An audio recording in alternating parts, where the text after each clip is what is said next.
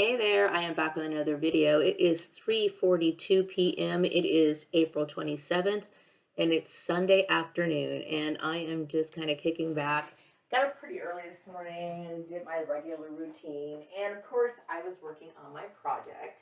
And I have mentioned before, that I'm going to be extending my due date because, I experienced some setbacks, lack of motivation, mainly because of spacing in my house and just being the whole overall situation. But I really picked up a lot in my momentum, and I'm building a lot on this project, and I'm really excited to talk about it and present it to other people.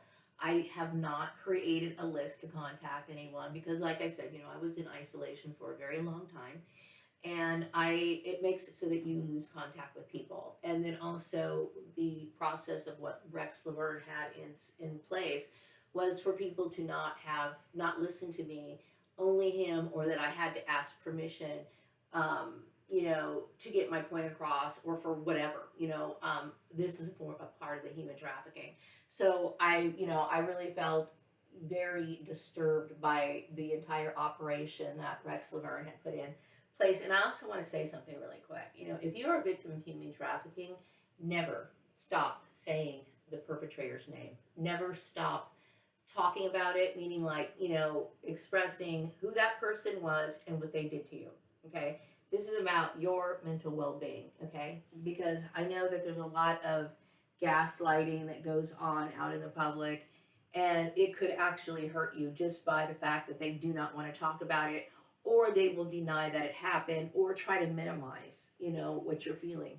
And that is that's a big issue, because what it does, it reinforces your trauma.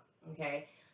This was an issue that was put into place to have control. This is one of the signs of being a victim of human trafficking, when somebody pretends or acts as if a grown person does not have any rights or has to ask for permission for something. If you are over the age of 18, you are able to make those decisions for yourself, okay, legally, all right? The only way that a person is not legally able to make decisions for themselves is if a person has a conservativeship over them, and I would have to know about it. As an adult and somebody who had conservatorship over me, I would have to know that, okay? So this is what I'm trying to talk to people about, and opening their eyes about things that are legal, because a lot of people just accept things, at face value, because a person is in a position of what they perceive to be authority. I had made a video, I think it was back in 2000, maybe it was 2015 or 2016. It was basically when you don't question authority or something. I even forgot the name of the title. I will try to find it and post it into the description box when I post this video. But this is what I'm talking about. This is how things like this, people get away with stuff like this, as well as the, intense control that the church had on people. Basically, I got an intuitive message earlier today that, because what I think my biggest wound is the fact that my family, I coming to understand that the people that I was raised with, the people that I used to laugh and talk with, the people that I shared meals with, the people that I spent time with, prayed for at times, worried about their safety, were in on my death plot, basically. And they basically sold me out for material gain. Like, oftentimes when you are dealing with human trafficking and somebody wants to, keep people quiet, they will offer them incentives. And in this case, in the context of religion, these people who are joining this church got to basically step over Maria Gordon. They were willing to not talk to me again, shut me out, turn their back on me, and then also gain, some sort of favor, whether that be a job. I've heard of some people getting paid off in gift cards, whatever. Whatever the tactic was used, it's pretty much the same. Okay, and so I will be going more into this in the most professional way I can in the moral reset, because like I said, the moral reset is not just about human trafficking, but I am going to be touching on this subject because it's something that affects a lot of people in today's world. And like I said, I know people did not want to listen to me. I understand that people wanted to disregard the things that I said back then, when I first created my channel. And the main reason is because it was mind control. And the fact that it's the worst kind of mind control, because it was done in the name of religion. Okay, so there's a lot of people who like I did said, like most of the kids I went to school when I was growing up, I lost contact with them. So it kind of bothers me, but it doesn't hurt as much as it does knowing that your family would do something like this to you. Um, but but the message I got earlier today was that my sister knew what could happen when she involved herself in this. Okay, she knew what was going to happen, or she knew that it was something that could cause and affect my life, disturb me, possibly even kill me. Her and her husband knew about it, and they were willing to do it. Now, were they willing to do it with smiles on their faces? I don't know. Okay, I know the last time I was interacting with my sister, she was in my face, yelling, denying stuff, and as well as her husband, they were acting as if I was being bad. Like they were gaslighting me. Basically, they were gaslighting me, trying to make it seem as though I was going to have to question my sanity. I knew what was going on. I knew that was going on. And I remember posting a video about this was back in 2020 about my encounter with the last time I had an encounter with my sister as well as her husband. Okay, they were brainwashed. And I will tell you, when people get, you know, uh, desperate, this is why I say the monetary system is what prevents people from loving each other. And then also the fact that, maybe my family just didn't care about me at all. It was just a facade. But see, isn't that a psychological wound that I'm going to carry for the rest of my life? Yes, it is. Because families should be warm. Families should care about each other. They should be protecting each other, okay? Not throwing each other to the wolves. And so that's devastating to me, okay? But I did get that understanding today about my sister, her understanding what was going on. And I want to talk a little bit more about churches and religious institutions because, like I said, a religious institution or whatever religion you choose or that you were born into, hopefully it's enhancing your life, meaning it's giving you good life skills, it's giving a good outlook on life, and making you aware of us being in this turmoil that we have in life. So it should be doing things to help you combat it also. I mean, and it should also be lifting your spirit of your spirits, giving you hope, okay?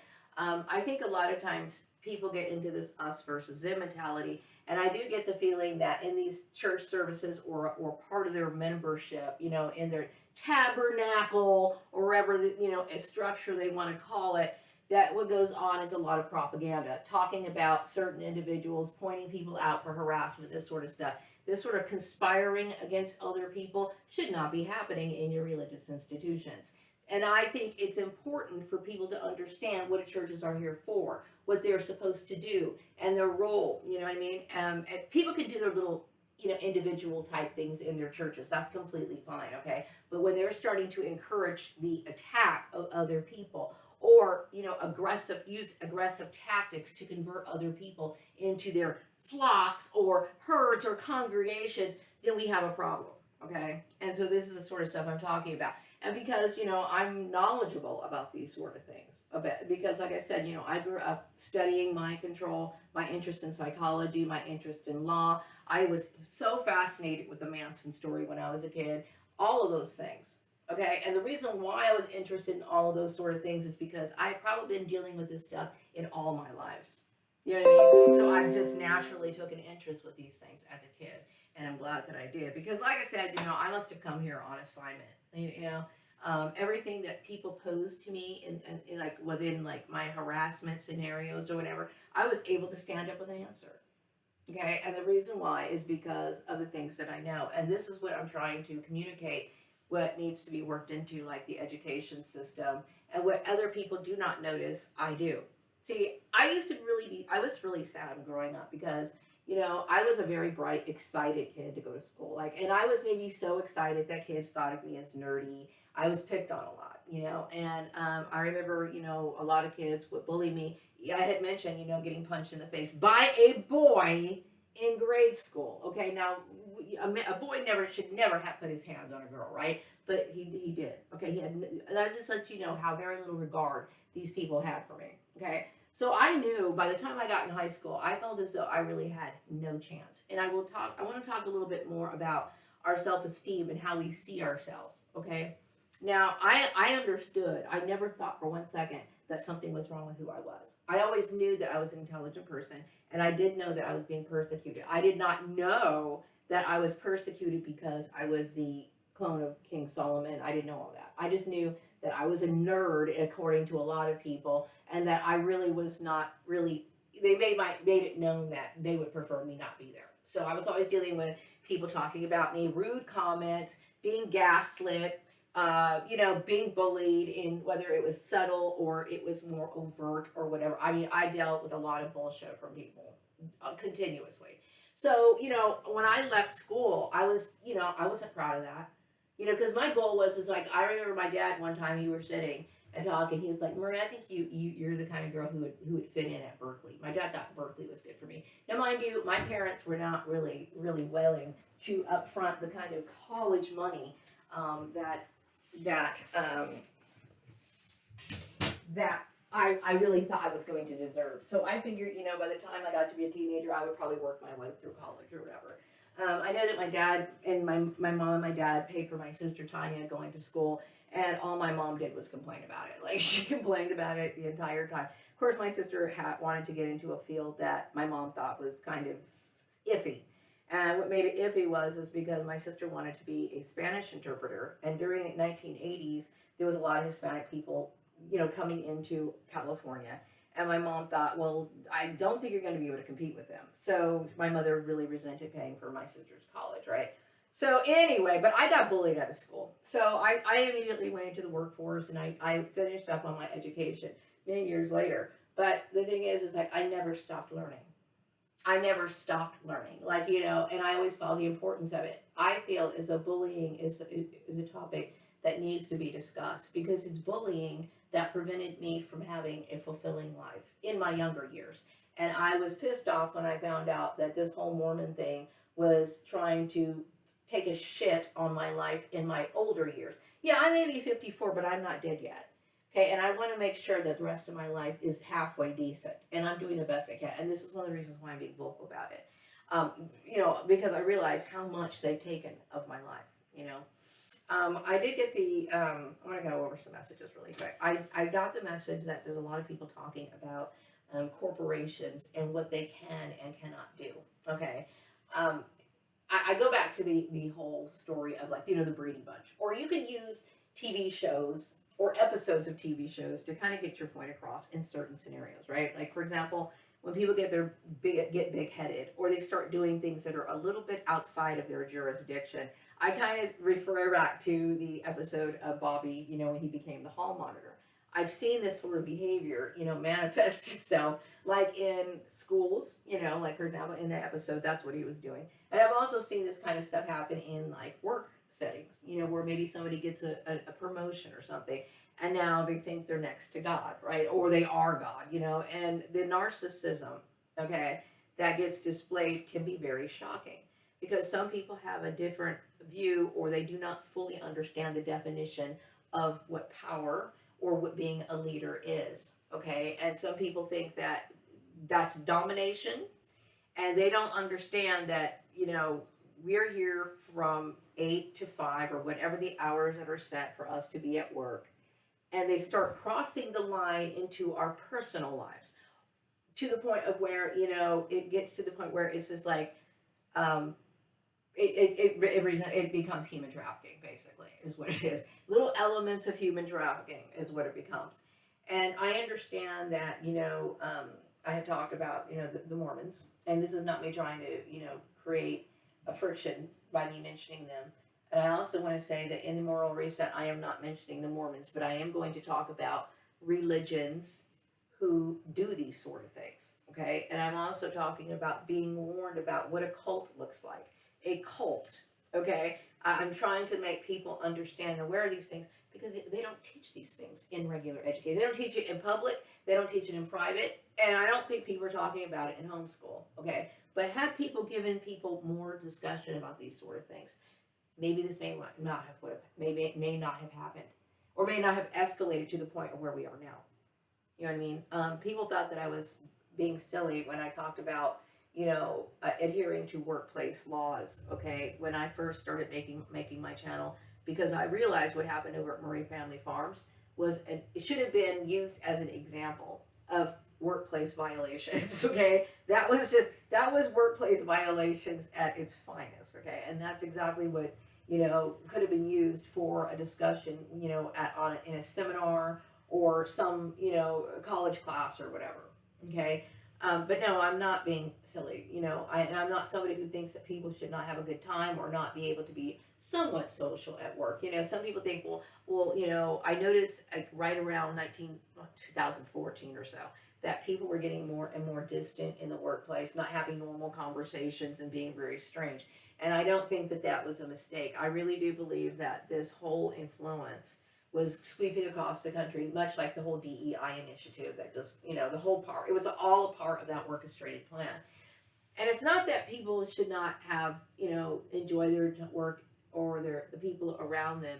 It's just that, there should be a certain form of etiquette. And when I think of social etiquette in the work setting, I like to refer to the word of professionalism, meaning, professionalism is what protects, along with the social etiquette combined, protects people from getting into sticky situations. Like a couple nights ago, I had mentioned, like when people have job interviews, there's times where people say things like, especially a manager or an owner of a company, they will say something, okay, that might get them into hot water. So it's not me saying, don't do those sort of things. I'm just letting you know that if this happens, this is what people can use against you if they don't get the job, or if you get fired from a job. Like if I got fired, no, like if I apply to a job, right, and an owner asks me, so what church do you go to, and I tell them that I'm Catholic or whatever, right, and they belong to a different religion. I could sit there and say, oh, I didn't get the job because he probably didn't want me Catholics being there, or he probably didn't want that, whatever. And if I was really irate, I could sit here and try, to get a lawsuit against him. Or if it was an employee and he was talking to an employee and he tries to invite her to his church, and then something goes wrong, right? Something goes wrong, and the next thing you know, she could sit here and try to say, he was trying to discriminate against me for my religion, even though that was not his intention. He might have just thought, this is a nice girl. It would be kind of nice to have her and her family come to the church. It could be something very basic like that. He probably had no intention of doing anything like that, okay? But I'm just saying is, because you are a man, you are responsible for your company, and because you're dealing with people's lives, there's certain things that relate to discrimination that if you're not careful, people can use against you. And I will tell you, people are so money hungry and pressed to the wall to pay their bills right now. I'm sure people are trying to milk as much as they possibly can and create lawsuits if they can. Okay, you have to understand. When I talk about self-interest, I understand people look for people to screw up. You see what I'm saying? So be careful. So in the case of where, the corporations were, like in this case, Mormons were forging marriages and stuff like that, or trying to forge marriages. I think it's important. I am going to be talking about the difference between a marriage license and a business license in the moral reset. And, I had talked about Sarbanes-Oxley, okay? And I think when I realized that, I was getting, when I realized, that I needed to know more and I wanted to build my professional skill.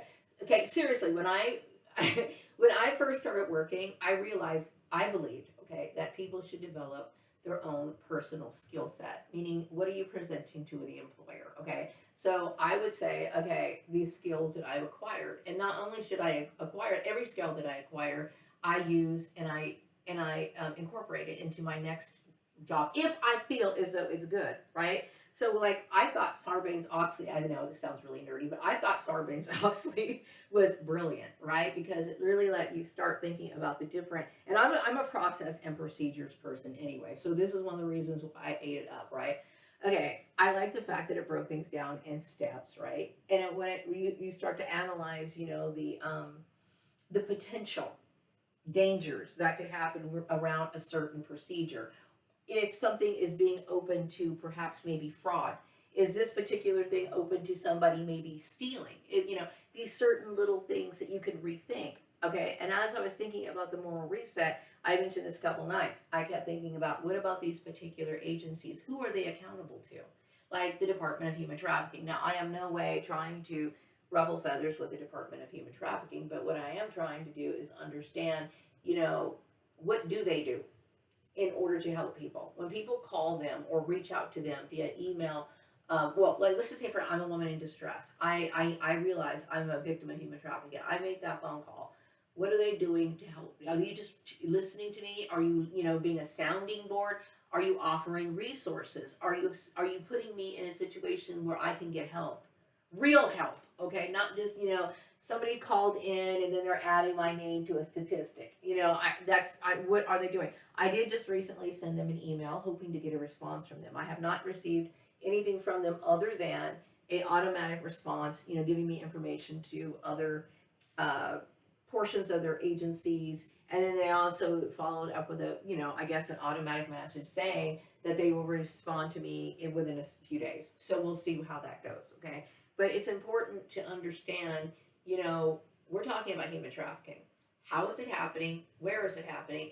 And I already know some of it, okay? But we also need to think about certain agencies like adoption agencies, Department of Human Trafficking, domestic violence shelters. These are important to understand. What the procedures are? They protecting people? When they adopt children out to people, what kind? How are they? Verifying that these kids are ending up in a safe place. How do I know that these baby stops or baby dumps or baby drops, they call them, that you can drop off at a fire station or hospital? How they talk about if a person feels overburdened with a kid, they can drop it off at these places, okay? How do I know what happens to those kids? This is because that could become a form of human trafficking. People can use those kids for ritual abuse. They could use them for sexual abuse. They could use all kinds of things. And I'm not talking just about workplace human trafficking, which I was a victim of. I want to get down to human trafficking. I want to get down to the root of it. Okay? This is a very, very serious problem. And I also think it's important for me, and I'm talking about this in the Moral Reset, is dual affiliations. That's the biggest problem, okay? Things like the propaganda that one might hear in their church or their religious institution. They might, be highly indoctrinated on Sunday, meaning that somebody might be saying, the bishop or the preacher or the clergyman might be standing up on the podium talking about this one particular person in the community. And so this one particular person just so happens to work with the girl at this particular place. And he's telling her to go into the workplace, do this, this, this, this, and this to this girl and harass her, all in the name of their religion. This is a problem, okay? These churches need to be educated on not doing this sort of stuff, okay? No more human trafficking. And I understand churches are probably, I'm not saying just the Mormon church. I'm sure there's other churches that are guilty of, human trafficking, gang stalking activity, stalking in general. That's all, and it needs to be talked about. It needs to be understood, and it needs to be eliminated. Okay, right down to the very heart of it. And this is what I'm talking about. Like, people scoff at me. Oh, Maria, she dropped out of school. I dropped out of school because of this issue. Okay, and you know what? I actually got a better education by doing so. So since these people put me on the outside, okay, I've been on the outside looking in for a very long time. And yes, I've taken notice of the fact that, most people don't know this. They don't know that. They don't really understand what it really means to be a social scientist. If you didn't understand what it meant to be a social scientist, you would have saw this shit coming, right? Okay, so no, corporations do not have the right to arrange marriages. They do not have the right to arrange marriages. It is, where does this idea come from? It most likely comes from, tradition. Okay, now, in tradition, like I talked about, Mormons used to have more than one wife. Okay, and they also believe and heavily focus on solidifying wealth. And there's nothing wrong with that. There is nothing wrong with that. But like I said, there's a lot of people that's not their idea of marriage. Okay, or marriage at all, right? And these people, of course, who are putting you in these situations and put you and make you miss out on either your life or being forced to marry the wrong person or whatever. You know what I mean? And putting women in situations where they don't have a choice. And they'll use extreme bullying tactics like they did with me. to, force me basically into suicide. But no, corporations do not. There is a difference between a business license. Now, I did want to talk a little bit more about, and I'm going to talk about this in the more reset, talking about, marriage license. Here in the state of California, you have to have a marriage license in order to officially be married, okay? And in some states, you have to apply for a state recognized marriage license. And then some people, like, for example, if you belong to a church, let's just say, for example, I was a Lutheran, okay? I was a Lutheran and I lived like maybe in Colorado. Okay, and I don't know if Colorado even has this law because each state is very specific. But like, I might arrange a church wedding, right? And then I have to also follow up with the state to make sure that it gets recognized by the state. There is a difference between a religious wedding and one that is state. Now, here in the state of California, you can get married in justice of the peace. You can get a judge to marry you, anybody who is officially registered to do that. And then also here in the state of California, people who are members of the clergy are automatically, they are merged. So like, if you are able to perform weddings, it automatically gets filed with the state. Okay, so that means members of clergy can do that. So me going back to processes and procedures, where could this get tricky? Is there any room where people could do fraudulent stuff? The thing is, you have to have a marriage license in the state of California. It doesn't matter who marries you, but the important thing is that you have to have two signatures: the male and the female, not just male and female. People, I think homosexuals also get married. I think still, I don't know, but anyway, whoever's getting married, okay, the couple who's getting married, both signatures have to be on the marriage license, and I believe they have to appear in person. Okay, so that is one thing that prevents people from doing that. Now, what could happen is that if there is some sort of misunderstanding as to what makes a marriage legal here in the state of California, and we have, Mormons pretending or calling each other wives, then that's just a religious, gobbledygook. There is no legal binding marriage, okay? So this is a problem, okay? It's not legal. So, but anyway, corporations have no right to forge marriages. Okay, so I also got the intuitive message that there's some people in my soul tribe who actually, broke out their tarot cards and performed the past life reading, and they got the confirmation that they are indeed of royal descent. And also they got a lot of you guys got the underground crime syndicate. Yes, a lot of us were born, much like me, from an underground crime syndicate. And it was in these little agreements between, this particular location and this particular location, and how does all this work out? You wonder, how does this work out? I'm telling you how it works out. Just like I had mentioned how I have a birth certificate and I have a driver's license and I have all of these things. How did this work out? Chances are through dual association. Like they might have let's just say, for example, okay, I don't know who it was, but a Nazi probably, okay? Somebody who was a Nazi sympathizer, or somebody who was a part of the Nazi clan or whatever in Nevada, right? And if they have these meetings at churches or whatever, now they didn't have the internet back then, okay, but they probably communicated through phone and also telephone. But in order for me to get a birth certificate, they might have been fully instructed over at this particular office where this particular person worked, make sure she passes this, whatever, so she can get her birth certificate. It's these dual associations that allow for these things to slip in. Do you see what I'm saying? So this is what I'm talking about. So now that we're looking at human trafficking, okay, and we're talking about how can we prevent things like workplace mobbing, how can we prevent people from getting trafficked and stalked and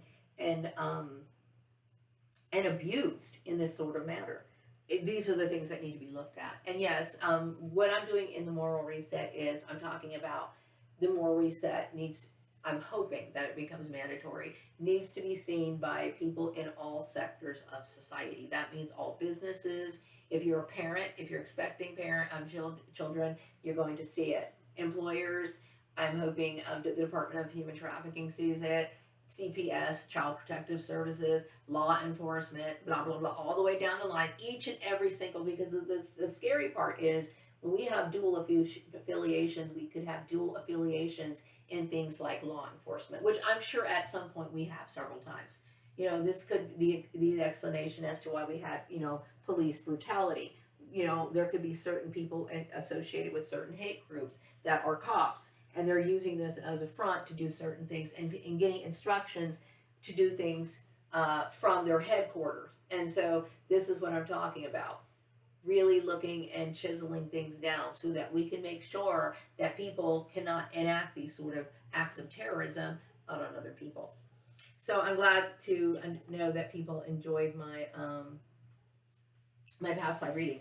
Also, I did get into a message. It's a confirmation message. Is what I got. Is that yes, I am right to believe that the higher level you go, the more you merge into this form of slavery. Now, from what I understand, from what I can see, just based off my reading and my experiences that I've had, and then also looking at a lot of the members of my soul tribe, I can see that we were cloned because there was something about us that made these people feel inferior. They wanted to constantly battle us, belittle us, reduce our quality of life. So there's a good feeling that you should have, knowing that you were of a strong stock. Okay, but the thing is that I think when we look at jobs, our jobs, okay, it's sad, and I've always wanted to make sure that I had security. Like this is one of the reasons why I kept thinking, okay, what do I need to understand my skill set, understanding the skills that I've acquired and what I can offer, through to an employer. I believe that I have a lot to offer. I think that's important, but I will refuse to ever allow myself to be defined by what it is that I do. Okay, I am starting to see now that this is the devil's world. I mean, I always knew it was devil's world. Okay, but it is the devil's world. It is indeed the devil's world. Okay, it's like that picture on the tarot card that I showed with the devil holding these two, the girl and the guy, on these chains. It's like. I believe that this particular religious group, believed that they were, they had the right religion. They believed in their religious dogma. Okay, which when you think about it, when you think about the people who branch off these different religions, it just gets very scary because everybody believes this. Okay, every religion believes this. Anyway, but they enact things that they should not. It's like people getting overly boastful, prideful, and it getting out of control. Okay, and I think it was wise for the founders to discuss this in our First Amendment rights, because this is the sort of stuff that happens. This right here, okay, it's the abuse and the tyranny that can actually been enacted out on people when people, number one, don't know how to recognize it, and then also just the fact that it can be done. You know what I mean? And the insidious ways that it can be done. Okay, now everybody probably remembers every little step that Rex Laverne took when this whole thing happened. Okay, and he probably was not alone. He worked with a network. Okay, this is why there's so many other people I would get the messages. There's a lot of Mormon people who've been arrested and stuff like this. This is, now that you know what the signs are, will you recognize it the next time? Now you should also be concerned about people pulling these sort of abusive tactics on other people that you care about, because now you know the signs. You know what I mean? And yes, this kind of stuff can happen to your kid. It could happen to anybody. You know what I mean? People need to pay attention. I also got the intuitive message, which I had this intuitive message a few weeks ago. I would say a little bit before I released my my last newsletter. I was really like tapping into this whole Elon Musk thing, right? And I didn't want to tap into too much because, like I said, I've been contacted by this person who claims to be Elon Musk via email. I've also been contacted through this person, but through WhatsApp, then also, and it's like it would be great for me to know for sure if this is really Elon Musk. What bothers me is this person on Facebook the other day was telling me that this account was legitimate, and then WhatsApp, the guy from WhatsApp, was telling me that here's the thing: if it's an imposter, I would be uncomfortable because I've dealt with abuse already, and I deal with my encounters with people are usually meant to gaslight me or some sort of mind manipulative trick. So, it's I'm putting up boundaries and borders because I want to protect myself, okay? But at the same time, when I think of Elon Musk, I do want to be his friend. I do believe that, he's dealt with a lot of abuse. If perhaps maybe this might be Elon Musk on both accounts, and he might be somebody who, could he be like a multiple, meaning like a multiple personality disorder, or maybe he didn't I don't know, and I could know. Okay, I could very well know if I wanted to, but like I said, I don't want to deal with any more trauma. Okay, I'm hoping that I keep getting this intuitive message that I'm supposed to meet Elon. I'm supposed to meet Elon. And when I made that bracelet, I fell off my thing. Okay, what I do is I make bracelets while focusing on a person, hoping that they'll contact me. Okay, and I believe somebody contacted me. Okay, and then once it falls off, they're supposed to come into your presence. Okay, my bracelet fell off a while ago. So I believe that he's supposed to be meeting me in person at some point. Okay, which if that's true, then I'm looking forward to meeting Elon. You know what I mean? I think he would be like a really cool dude to hang out with and just talk and, just talk. And I really do look forward to talking to him if that's what ends up happening. And I'm hoping that it does, okay? Because I certainly could use the company. I mean, I don't know if we'll meet here because we'll see how that happens. But anyway, yeah, it sounds cool. Anyway, I also got the intuitive message that I know that a lot of people now see my objective for the new earth, and it's understood, and that people who were against me are now supportive of me. Thank you. Okay, I know that there was a lot of, when I think about how somebody took so much control of how people saw me, regardless of who I was, how decent of a person I was, that really disturbs me, and what disturbs me even more is going to happen here in the United States. But yeah, when it comes to the whole idea of the New World Order and the New Earth, we have to think about how complex humans are. You know what I mean? And how humans generally have the tendency to be discontent with themselves, and then they lash out on other people. And so, creating a new Earth, it seems like, okay, even if everybody was the same race, okay, at some point I really do foresee some sort of eruption. Why? Because this is how people are. You know what I mean? And if everybody was blonde hair and blue eyed, it's like, okay, we would chisel it down to something else. You know what I mean? People do this. You know what I mean? So it's like, okay, well, if you satisfy everybody, how would you satisfy everybody? Yesterday, I wrote up this whole thing, okay, because like I understand like Jehovah's Witnesses saw like the new earth without without money. Like literally, like you're just walking on the street and you're hungry and you're picking apples, and then if somebody has like a farm and they're like, hey, you want a hamburger? You're just walking on the street. Everybody loves each other. It's just so great. And I kept thinking, okay, then the political system of what Charles Taze Russell was visioning was most likely that of communism. It sounds like communism to me because everybody would be like, there would be no class. Okay, there would be no class, and I'm not saying I'm supporting communism. I'm just talking about how would that work, and what system does it most resemble? It seems like it resembles communism. Okay, and then I kept thinking, all right, well, let's just say, for example, we continue to work, and how would that work? Could it be split between the middle? Because some people don't. You know why people don't like communism is because a lot of people don't like the idea of not having class. Because some people feel like if we didn't have class, then we would have nothing to work for.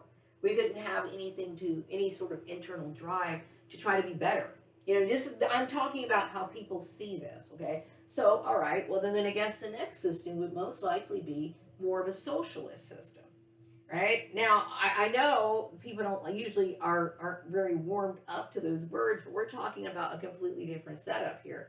So I'm trying to work it all out, and I'm seriously taking this. I'm taking this project very seriously. And sometimes I'll jump ahead on projects if it's coming through my mind. So I did write this down. Like, okay, what does the new Earth look like?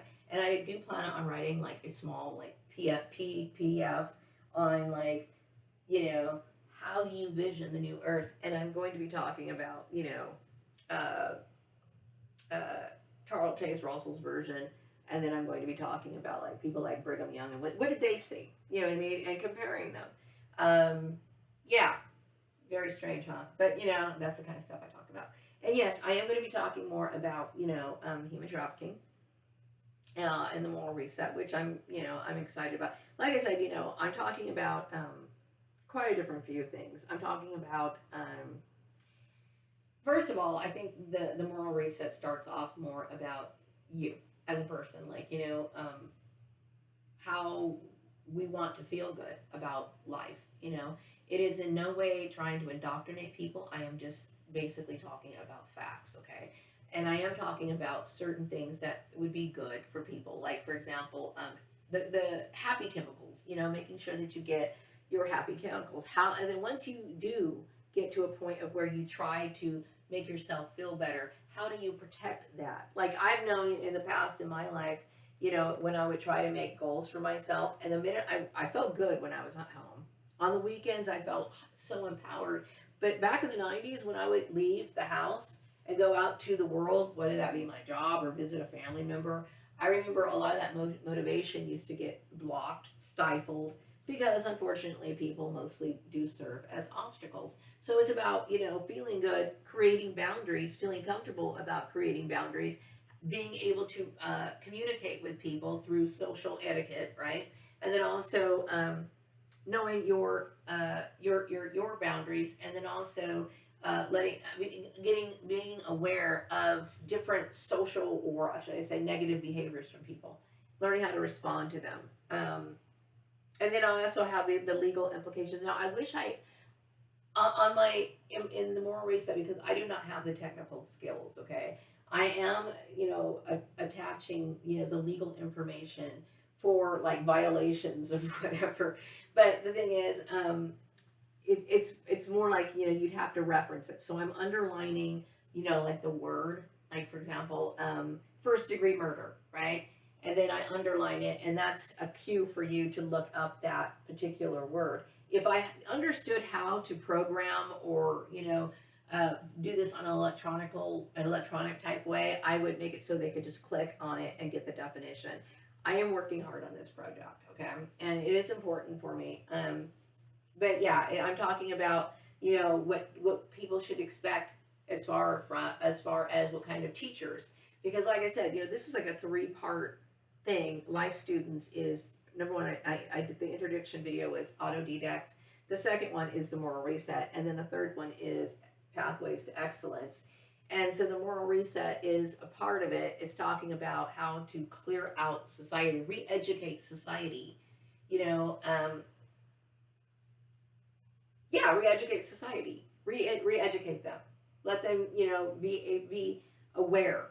It's not like this information was not available. It's been available for a long time. It's to be able to hold people accountable, okay, and then also of course to promote a better society. But the whole focus on it was originally was of course education. So when it comes to education, I'm talking about people the kind of expectations that people should have when it comes to educating their kids, okay? And it's mostly, the moral reset is basically more about the conduct, behavior, and consequences of that, which I think is an important thing to understand when it comes to education. And then the third and the last part of it, of course, is the pathways to excellence. How you could expedite or improve the education system to where it becomes more incorporated into your daily life. Okay. So anyway, I'm looking forward to that. Anyway, yeah, there's a lot of talk right now, and I'm picking up on intuitively about me being associated or being credited with, I don't like to use the word takedown of the Mormon Church, but me recognizing the whole issue with the Mormon Church, and that is because of me being a social scientist. That's me understanding how the process works, how people work, what kind of how it happens. Me understanding things like relating to the Nazis. Understanding things like Operation Paperclip. Me understanding the fact that Mormons have always been very much into genealogy, right? Me being able to put the two together. It's understanding things and being able to, see where they interconnect. You know what I mean? But yeah, I mean, it makes sense because I know I dealt with, issues relating to me being bullied with the Mormons for a very long time. And it does disturb me that, my family would do what they do, but did what they did. But I also understand that when it comes to people who are dealing with financial or should I say religious abuse, okay? Religion will do this to families, okay? They will do that. And they do it oftentimes. It's easy to bully people, manipulate people through financial abuse. You know what I mean? That means like that's one of the reasons why I was so angry about this underground crime syndicate and the religious nature of it, because now we've got terrorism on our hands. Meaning like they could, if you didn't comply, if you felt guilty. Let's say for example somebody felt guilty about treating me like shit, right? They could make it so that this person doesn't have a job either. You know what I mean? And this is what people were afraid of. They can bully people, and control people in this sort of manner, and of course that's wrong. And this is one of the reasons why this should have never happened in the first place. But yes, my projects are coming along very well, and I'm like I said, my momentum is up. I feel a lot better about some things, okay, but I do still feel, I deal with a lot of depression. You know what I mean? And I understand the importance of combating depression and combating those moments of where I don't feel happy or I don't feel motivated, or I have to trudge through feeling dark in my head. And I think this is one of the reasons why I talk about trying to uplift your mood when you're at the workplace, because oftentimes when we're doing repetitive tasks, right? Those little dark thoughts can creep in. Dark thoughts of maybe an argument that you wish you never had. Maybe it was some trauma that you experienced in childhood or whatever. This is usually when those, reoccurring thoughts start surfacing. So what do you do with that? You know what I mean? I try to lighten the mood. I try to, be as bubbly as I possibly can. And, and a lot of that, could be through office supplies. I like office supplies. I like my happy office supplies. But see, I was dealing with a lot of, what do you call it? Narcissism. Okay, narcissism, bullying, in the workplace. And so it's really about, being able to stand up for yourself. I think a lot of people deal with mental illness, which is something I do cover in the Moral Reset. I don't go too much into it because, like I said, the Moral Reset is hopefully going to be mandatory. And it should be as easy as a watch or read for people as possible, because there's a lot to cover and I have to compress it in a very small informational thing. And hopefully, I'm encouraging people to read more about these subjects if they choose to. But one thing is for sure, like this fact that I have like the little legal penal code or link to legal terms, it should let people know, okay, you might not want to do this, okay, because it is illegal. It is a legal issue.